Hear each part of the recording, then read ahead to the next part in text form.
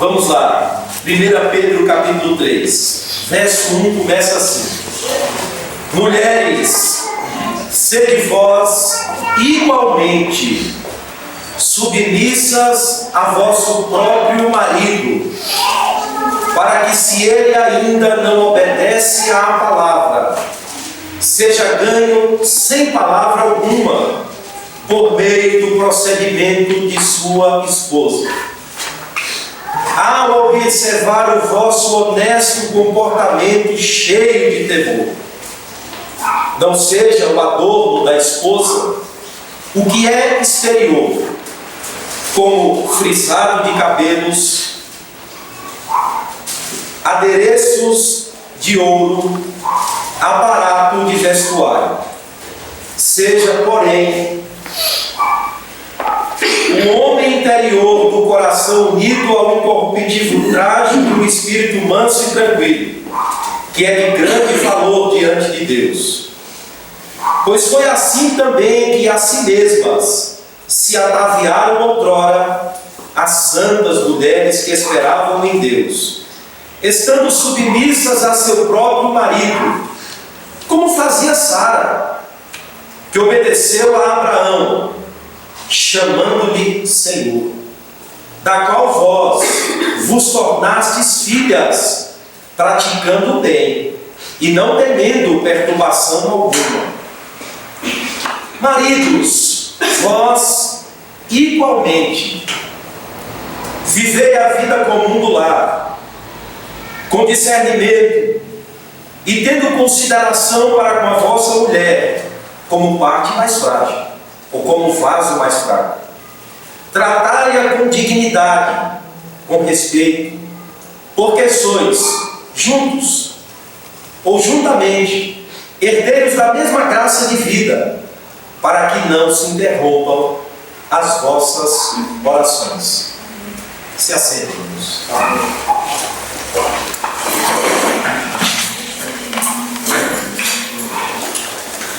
Eu começo fazendo uma pergunta. Mais uma vez, como de costume, são perguntas que suscitam respostas e que muitas vezes fazem abertura ao próprio texto. E a pergunta é: qual é o valor de haver paz na igreja se não há paz no lar? Qual é o valor de se buscar a paz na igreja se no lar não há essa paz? Irmãos, a Bíblia fala de forma muito clara, claríssima, da relação dos deveres no lar: marido, mulher, filhos. Ou podemos até chamar, a Bíblia não deixa de falar sobre a moral doméstica, de mostrar as dimensões da nova vida cristã em casa, no relacionamento marido, mulher, pais e filhos, e aplicar essa nova vida na família, no meu e no seu lar. Isso significa que o Evangelho veio colocar as coisas no seu devido lugar, colocar a mulher no seu verdadeiro papel, colocar o homem no seu verdadeiro lugar e mostrar a ambos como devem agora desfrutar de novos relacionamentos como servos de Cristo. Foi uma promessa, irmãos, que os profetas vaticinaram. Porque Ele converterá o coração dos pais aos filhos, o coração dos filhos aos pais. Mas não só isso. O coração agora desse homem casado e dessa mulher casada, para que ambos desfrutem dessa nova vida no relacionamento conjugal e familiar, e reflita assim, mostre assim a luz de Cristo, o amor de Cristo, o sal de Cristo. E é esse o nosso desafio. Não valorizar a paz da igreja em detrimento à guerra do lar.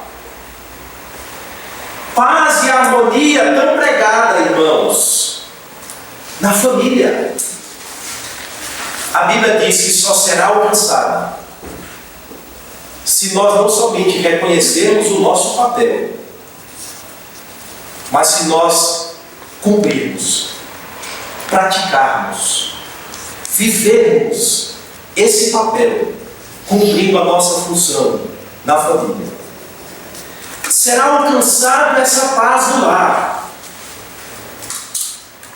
estabelecendo a ordem que Deus estabeleceu. Marido, mulher, mulher se submeta, marido ama e respeite. A família divina, que é a igreja, o corpo. Aonde Paulo diz, não há mais divisões, nem étnicas, nem nada, pois todos agora são um em Cristo Jesus. Essa família grande, que somos nós, irmãos em Cristo, deve agora ser subdividida em famílias menores, composta de maridos e mulheres, esposas, maridos, filhos. E o que Deus espera, busca, reclama, ensina, instrui, fala, repete, é que essa nova sociedade que Ele está recriando em Cristo viva os seus padrões na família, no lar. Essa ordem que o Evangelho trouxe deve ser percebida em todas as nossas relações. Mostra a Bíblia isso claramente. Veja,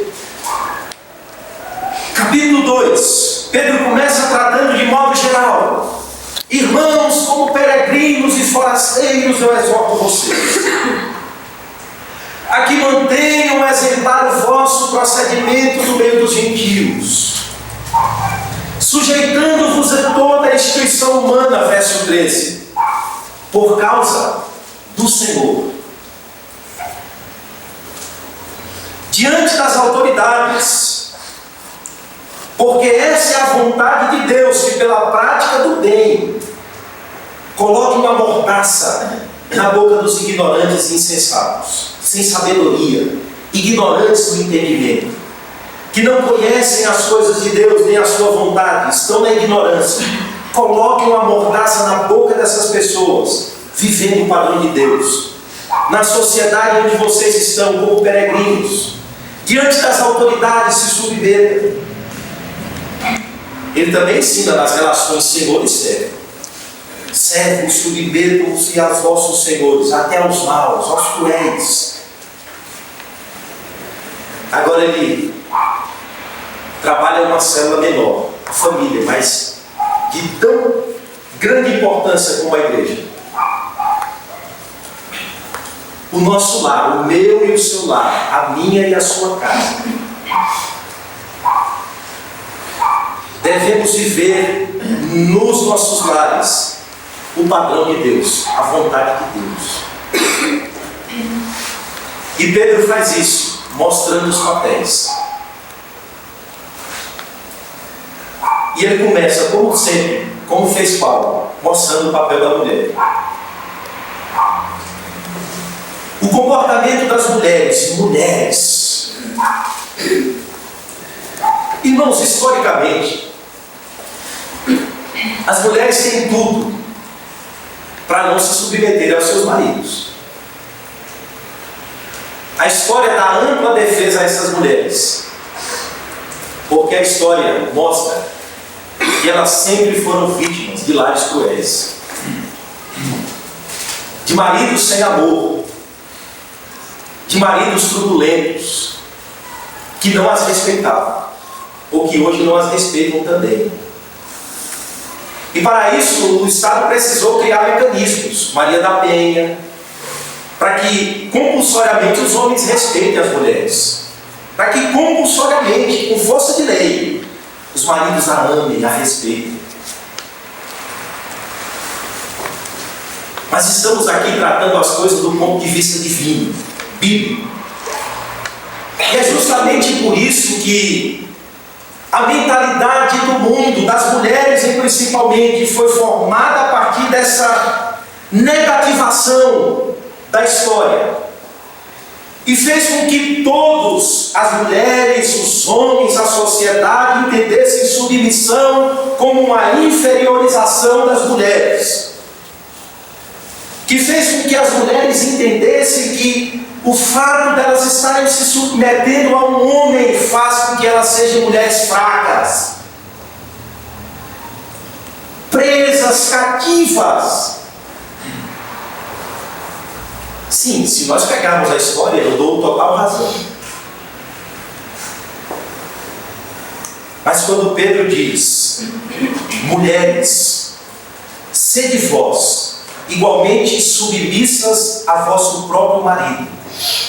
O termo aqui, irmãos, é o mesmo termo que ele utilizou para se referir à submissão do Estado, dos servos, dos filhos aos pais. É o mesmo termo. Ele não muda o termo para mostrar ou para dizer que essa submissão não envolve ou não exige da mulher capacidade de raciocinar, de perceber, de ver as coisas, de analisar o seu papel, de raciocinar. E o termo aqui era um termo até militar, que se referia à hierarquia, a ordens dentro de uma hierarquia formada. Ou seja, é a ideia de que alguém precisa se submeter a uma ordem estabelecida. Ou seja, colocar-se debaixo daquilo que Deus estabeleceu, para que o lar cristão não seja mantido em desordem. E a mulher cristã faz isso porque sabe que o seu papel contribui para que esse lar agora esteja caminhando dentro da ordem que Deus estabeleceu. Por isso a palavra submetam-se é a palavra que significa colocam-se debaixo de uma ordem. E qual é a ordem? Paulo diz assim, em 1 Coríntios 11, verso 3: Deus é o cabeça de Cristo, Cristo é o cabeça de todo homem, o homem é o cabeça da mulher. E Paulo cita isso para mostrar, irmãos, que até na Trindade Santa há uma hierarquia. Há uma hierarquia. Em que sentido? Deus Pai, Deus Filho e Deus Espírito Santo, na economia da salvação do seu próprio povo, cada um cumpre o seu papel, ou cada um coloca-se debaixo da ordem estabelecida. Como Paulo diz, Deus Pai elege, Deus Filho veio morrer e Deus Espírito Santo veio aplicar a redenção cristã. E um colocando-se debaixo dessa economia da salvação não faz com que Cristo se torne inferior a Deus e o Espírito Santo se torne inferior ao Filho e ao Pai. Pois ambos são iguais e desfrutam da mesma essência, dos mesmos atributos, são coeternos e ambos estão trabalhando nessa economia da salvação, cada um cumprindo o seu papel. Jesus diz: eu vim fazer a vontade daquele que me enviou. Jesus disse: eu envio o Consolador e ele há de me glorificar. É um mostrando ou glorificando o outro. Aí eu pergunto: Cristo se tornou inferior ao Pai por se submeter como homem à sua vontade de morrer em prol de pecadores? Não. O Espírito de Deus, aplicando a redenção e selando os crentes para a promessa futura, tornou-se inferior ao Filho e ao Pai? Não. Pois a resposta é: mulheres, submetendo-se aos vossos maridos, vocês não se tornarão inferiores a eles. Amém. Precisamos distinguir entre pessoas e papéis. Quando nascemos homens, nascemos mulheres, e todos foram criados à imagem e semelhança de Deus, todos. Mas quando nascemos, Deus nos reveste de ofícios. A uns ele coloca como Senhor, a outros ele coloca como servo, a outras ele vincula a um casamento para se submeter ao marido, a outros ele permite que fique no lar, se submetendo ao Pai. Cada um Deus adorna de ofícios, de papéis.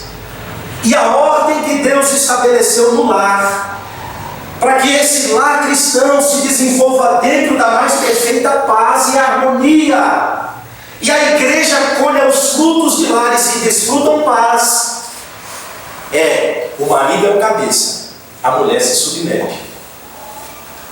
O marido ame a esposa como Cristo amou a igreja, as mulheres se submetem ao marido como se submetem a Cristo.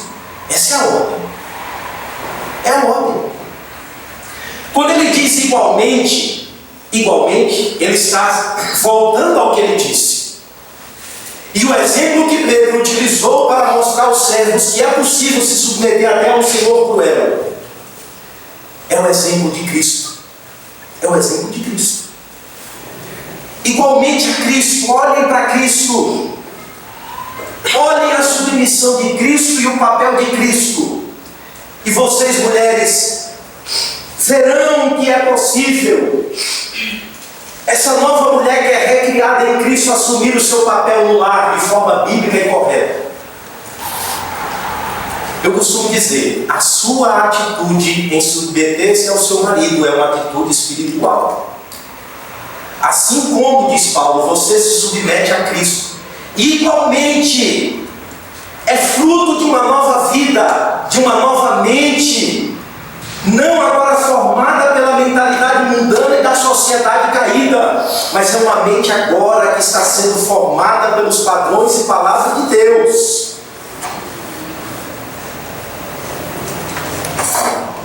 É por isso que há papéis e ofícios. As mulheres não são submissas a todos os homens, ao seu próprio marido. Ou seja, a essa ordem que Deus agora colocou vocês, chamado matrimônio, casamento. Isso não significa ser inferior. Mas você pode perguntar assim: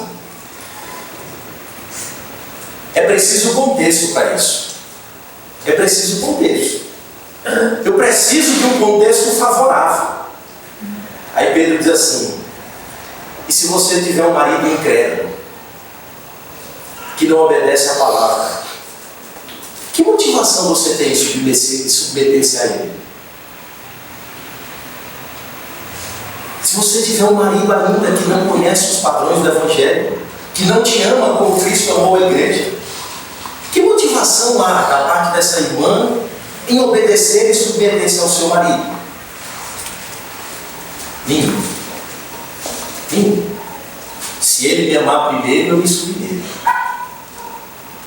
Se ele seguir o padrão de Cristo, como Cristo trata a igreja e ele me tratar, eu submeto. Pedro diz: e se ele não obedece à palavra, o termo aqui é para caracterizar, ou caracteriza os mesmos rebeldes ao Evangelho. E aí, irmãs, Pedro vai dizer: como fazer? É por isso que é igualmente, olhem para Cristo. É uma atitude espiritual. Ele está nas trevas, vocês estão na luz. E a influência sua na luz é maior do que a dele sobre você. E aí sabe como é que você vai ganhar esse nome? Chegando em casa e botando um hino cristão bem alto, para que quando ele chegar no serviço estressado do dia a dia, ele se depare com uma mulher piedosa ouvindo música gospel bem alta, mas a pia cheia de louça por lavar e a janta por fazer, a casa por arrumar, os filhos por cuidar. E o marido pergunta: mulher, que desordem na casa? E ela diz: passei o dia no círculo de oração. Estava servindo a Deus. É no lar que Deus diz que ela deve servir. Como é que essa mulher vai ganhar? Pastor, me dê um sermão para pregar para esse homem duro. Um sermão bem duro mesmo, assim, para que ele ouvir e ele estremeça. Pedro diz: sabe qual o sermão que você vai pregar? É o sermão da vida.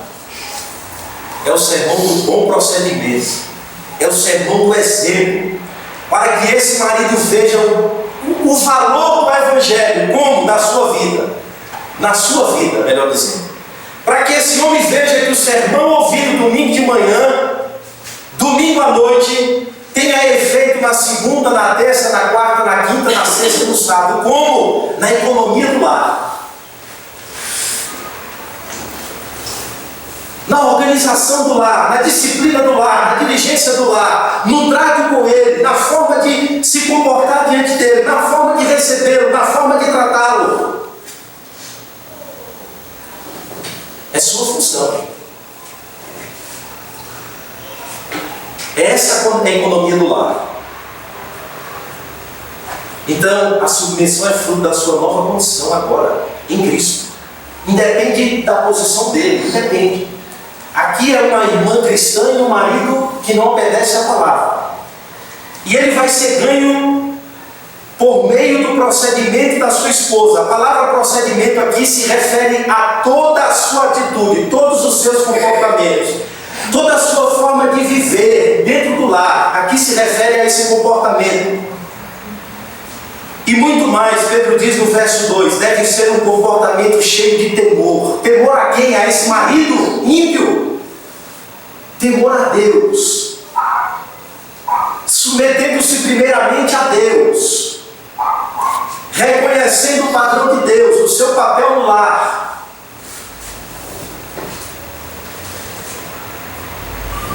E aí, não é sinônimo de fraqueza. Pelo contrário. É força. É força. Não é sinônimo de escravidão, mas de liberdade. Você é livre. Você não é escravo, você é livre em Cristo Jesus. Igualmente.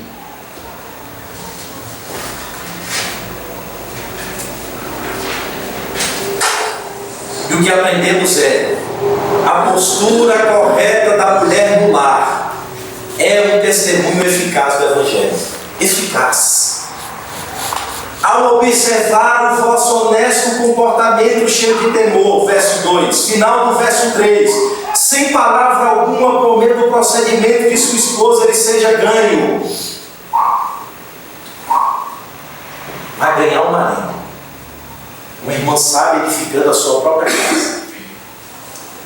Irmãos, nós que viemos do outro lado, já vimos várias distorções da palavra de Deus, vários comportamentos errados por falta de instrução.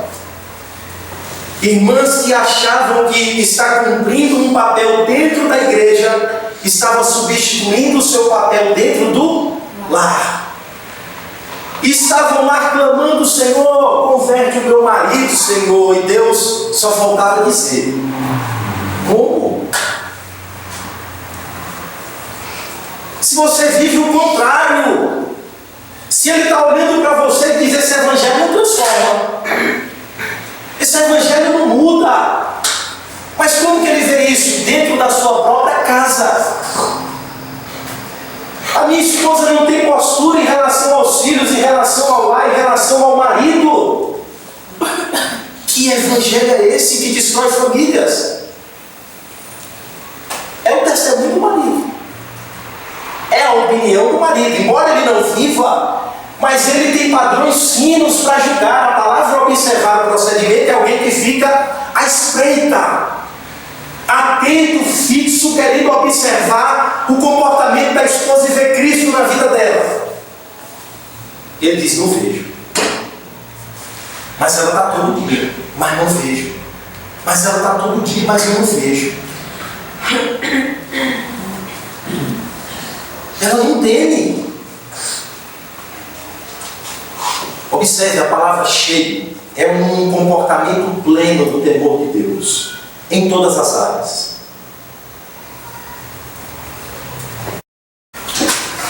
Esse é o sermão da vida, é o melhor sermão. É a mesma ênfase que Pedro disse que os ímpios veriam em nós o nosso procedimento e glorificariam a Deus que estava nos céus, ou que está nos céus. Essa mulher agora vai refletir Cristo. Então, o comportamento da mulher é um testemunho eficaz do Evangelho. Eficaz.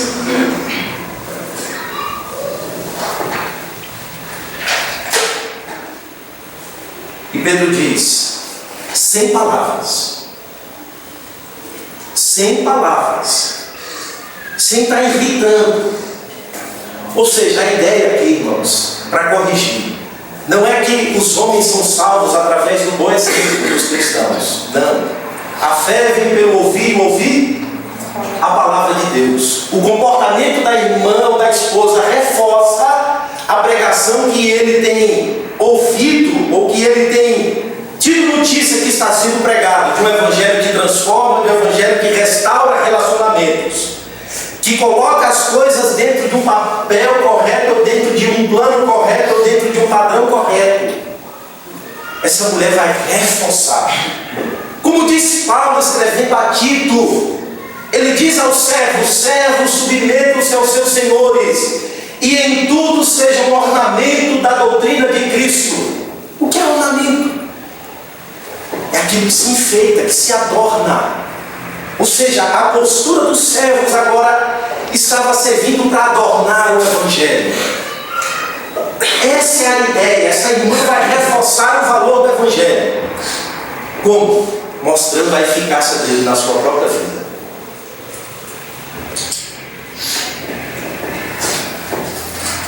Vamos lá. Segundo ponto. Buscando compreender o verdadeiro amor, não só o seu papel, mas buscando compreender o que vem a ser verdadeiramente a beleza, o amor, o enfeite que agrada a Deus. O que é que Deus busca de uma irmã cristã ou de uma serva em Cristo? Qual é a verdadeira beleza que ela deve mostrar? Irmãos, as mulheres do primeiro século não desfrutavam dessa liberdade que as mulheres de hoje desfrutam. Elas não participavam da vida pública como as mulheres hoje participam. Elas não participavam do mercado de trabalho como as irmãs hoje participam. Era, como Pedro diz, tudo dentro de uma economia só, o lar. É como Casa Grande e Senzala, o senhor, o servo, a esposa, as mulheres. Era uma economia distinta da nossa hoje. As relações de trabalho eram diferentes das nossas hoje. A liberdade que as mulheres têm hoje era diferente da liberdade que as mulheres tinham antigamente. Os princípios, embora sejam os mesmos, o contexto histórico é diferente. E aí tinha, irmãos, aquelas mulheres bem ricas, né? Ou que tinham um pouco melhor de condição. E aí essas mulheres gastavam seus tempos, ou o tempo que ela tinha disponível, com coisas fúteis, como gastando as suas energias nas belezas exteriores, no frisado do cabelo, um corte bem pomposo e bonito, joias e mais joias, vestidos caríssimos, adornos que chamavam a atenção, que paravam a cidade.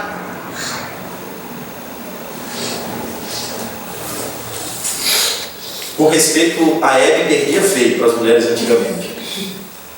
Vestidos caros, irmãos. Aí Pedro diz assim: irmãs, não é esse o modelo. Não é esse o modelo. A palavra adorno aqui, irmãos, deriva da palavra cosmos, que deriva a palavra cosméticos. Tem tudo a ver com o que o mundo busca, o que o mundo espera, o que o mundo está reclamando.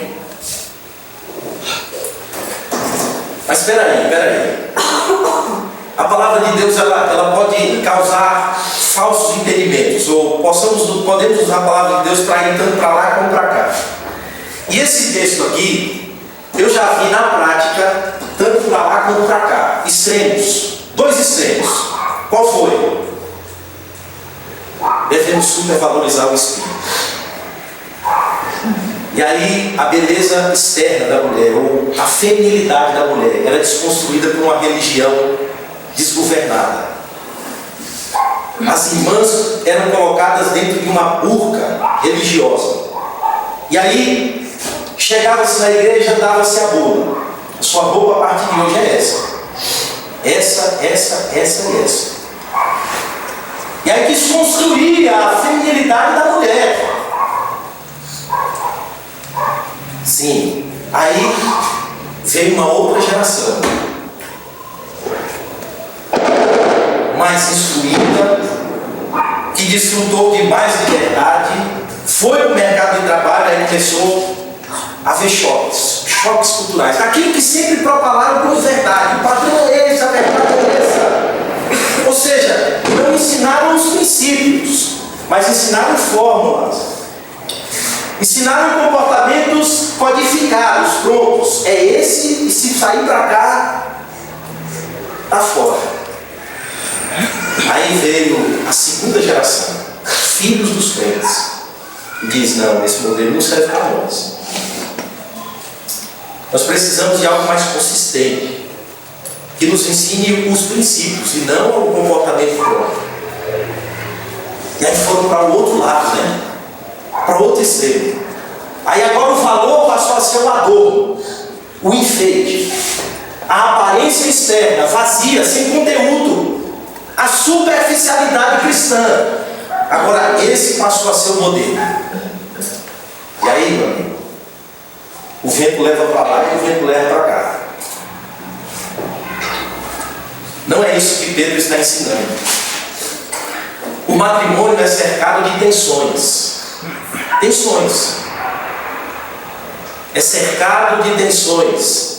E para vencermos essas tensões, tentações, pressões, precisamos viver o nosso papel de forma sábia. Sábia. Não é o fato das irmãs serem casadas e cristãs que elas vão perder a feminilidade que Deus deu a elas. O que Pedro está corrigindo é uma supervalorização daquilo que é externo, sem o verdadeiro conteúdo da alma, do espírito, do ser, sem a verdadeira transformação do evangelho que começa de dentro e que salta para fora. O que Pedro está ensinando é que os adornos não devem ser supervalorizados em detrimento aos comportamentos que brotam de um espírito correto para com Deus, de uma alma recriada, de uma alma transformada pelo Evangelho. E o Evangelho não desconstruiu essa relação sábia do homem e a mulher, dessa relação marido e mulher, desse matrimônio que deve refletir o caráter de Cristo, e que dentro desse matrimônio as mulheres, como diz Paulo, devem cuidar das coisas do mundo em como agradar o marido. Um cabelo bem cortado, uma roupa bem cortada, um sapato bonito.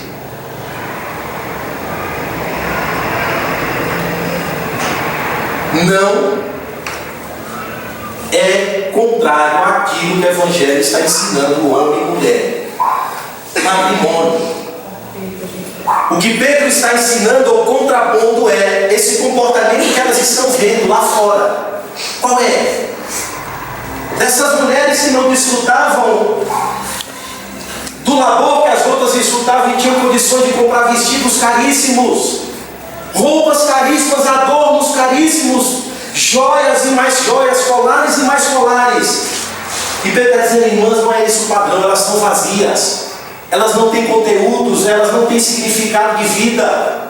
O valor dela é isso aí, é só capa, é só externo. Mas as manifestações do caráter dessas mulheres são contrárias à palavra de Deus. E hoje você vê a Bíblia, né, dizendo assim: personalidade tal gasta 20 mil com sua beleza. É pouco, né, irmão? 50 mil. 10 com personal trainer. 20 com roupas, sapatos. Ela tem um closet do tamanho de uma casa de 54 metros quadrados, só para guardar sapato. E vestidos. E para ter um prazer fútil de ficar meia hora dizendo: qual uso? Ah, esse não combinou. Qual uso? Ah, meu sonho era ser uma centopeia para usar tudo. Pedro diz: esse não é o modelo. Esse não é o modelo. Então qual é o modelo, Pedro? E Pedro, contrapondo o contrário, ele diz: Não seja o frisado do cabelo. O termo aqui é aquele coque bem grande, né? Os cocão. Ou as tranças raízes. As irmãs que não tinham cabelo muito bom sofriam. Adereços de ouro. Cada colar, cada brinco, cada relógio. E o aparato do vestuário? Lantejoulas e mais lantejoulas. Fio de ouro. Fio de ouro. O que tudo isso representa? O que é que tudo isso representa? É isso que o texto quer mexer. O que é que isso representa? Eu vou dizer em duas palavras: superficialidade e apego à futilidade. Duas coisas. Pessoas vazias, irmãos, significado se apegam a essas coisas. Isso é a vida delas. Tira isso delas e acabou. Acabou a pessoa, matou a pessoa. Acabou a mulher, acabou a beleza, acabou tudo. Porque ela não tem nada, é vazio. Esse não é o padrão. Agora ele vai dizer, eu vou mostrar o padrão. Sabe qual é o padrão? Vamos lá. Seja, porém, o primeiro padrão, o homem interior do coração. O que é que isso significa? O homem interior do coração, o que é que significa? O homem oculto do coração, diz outras traduções. Significa o íntimo da pessoa. O que é que você é de fato? O seu homem interior, o seu ser interior, oculto lá no coração, ele quer contrapor em detrimento ao que é externo, ao que as pessoas estão vendo. Você não é só isso. O que é que tem aí dentro, lá dentro? E Pedro diz: seja, porém, o homem interior do coração. Mas de que forma, Pedro? Primeiro, unido ao incorruptível trajo de um espírito manso e tranquilo, que é de grande valor diante de Deus. Unido, sabe o que? É uma vida irrepreensível, que se manifesta, ou seja, o que brota de um espírito novo. Darei a vocês espírito novo. E que brota desse espírito, sabe o que? Vida mansa e vida tranquila. A palavra manso aqui significa gentil, a atitude que procede de uma submissão consciente. É isso que Deus está esperando de vocês. Primeiro, é isso. Segundo, está no verso 4 também, tranquilidade, não agitação, euforia das ruas, procura da moda, procura dos interesses. Uma irmã sossegada, tranquila. Isso deve brotar, sabe da onde? Traje de um espírito manso e tranquilo. Lá de dentro, os valores de uma nova vida em Cristo.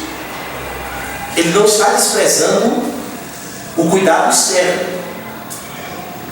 Ele está dizendo que a ordem é aqui e mostra aqui.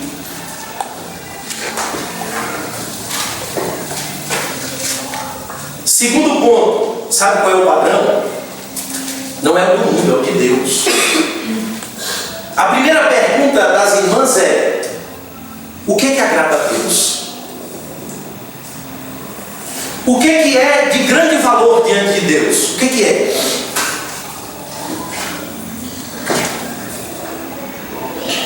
O que está na moda do Evangelho? O que o Evangelho valoriza? O que Deus valoriza? O que Deus busca? Uma irmã que gasta 50 mil, sua beleza.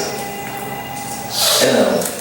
O que Deus espera é alguém que viva o padrão que Ele estabeleceu no lar, de forma mansa e tranquila, de forma incorruptível, que brote esses comportamentos do homem interior, da nova vida cristã, do novo proceder cristão. É isso. E sabe como que você vai demonstrar isso? Mulher, se submeta ao seu marido.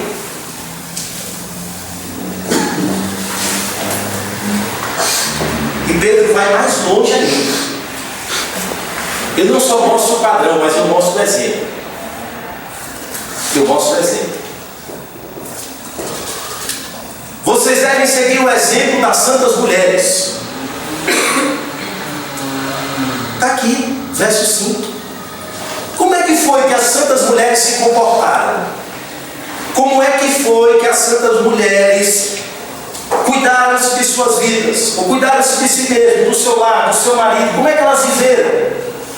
Aí Pedro diz: pois foi assim também que a si mesmas se ataviaram, se adornaram, se arrumaram. Outrora as santas mulheres, o quê? Que esperavam em Deus, confiavam em Deus. Mas como que elas esperavam em Deus? Como que elas confiavam em Deus? Pedro vai dizer, verso 5: estando submissas a seu próprio marido. Era assim que elas esperavam em Deus. Irmãos, elas ficaram conhecidas, essas mulheres, conhecidas. Elas estão no rol da fama. Mas não ficaram conhecidas pelos vestidos, pelo vestido aéreo, o sapato caro, a roupa cara, a joia cara. Essas mulheres ficaram conhecidas por serem mulheres santas. Amém. Santas, separadas para Deus. Segundo, essas mulheres ficaram conhecidas como mulheres que esperam em Deus, que confiam em Deus, que entregaram a sua vida aos cuidados de Deus. Mas sabe como? Se submetendo aos seus maridos. Mulheres submissas, piedosas.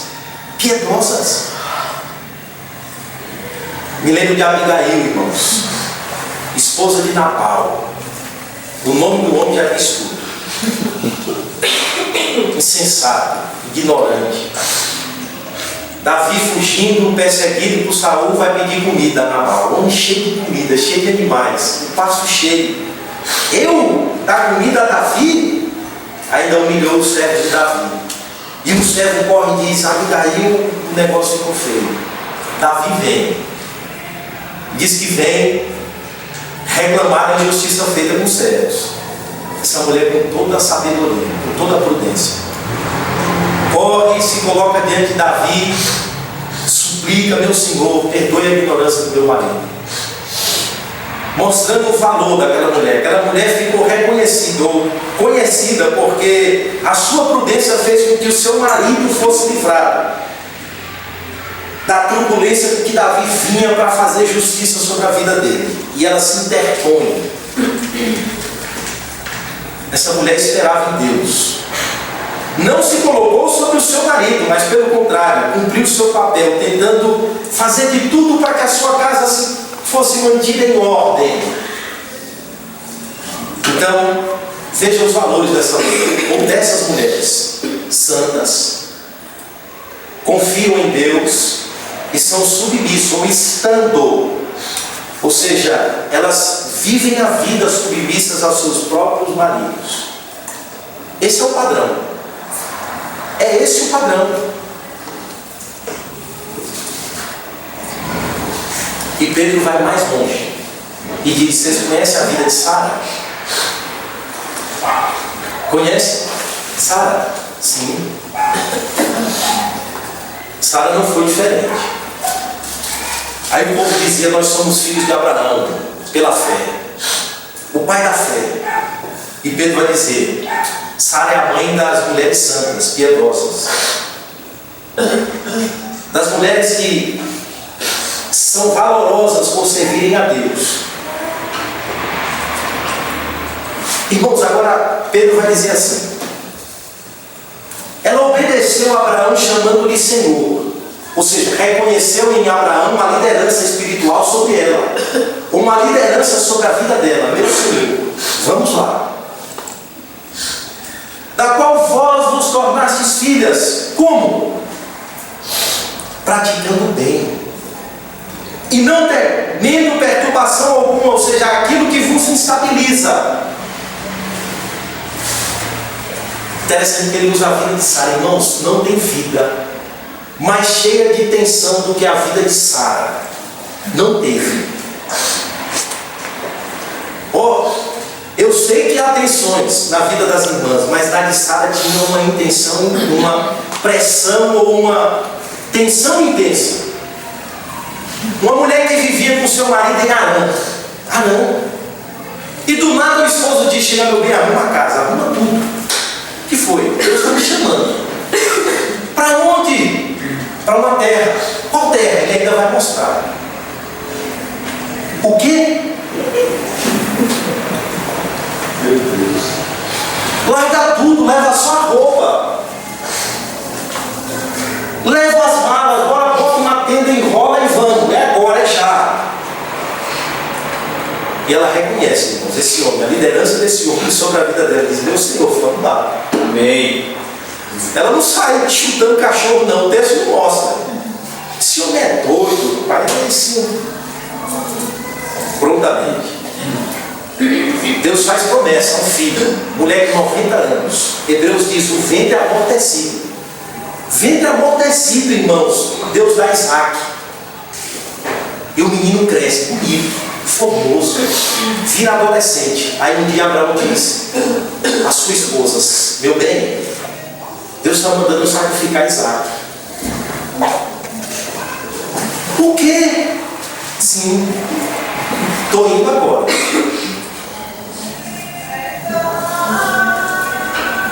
Ela esperava em Deus, irmãos, assim como o marido. Ela estava inserida dentro da história de Abraão, não era alguém que estava sendo coadjuvante ou fora dessa história. Abraão a incluiu dentro dessa história também, Deus a incluiu. E ela estava dentro da história, cumprindo o seu papel. Embora, meu Senhor, chamou de Senhor, eu estou submissa a você.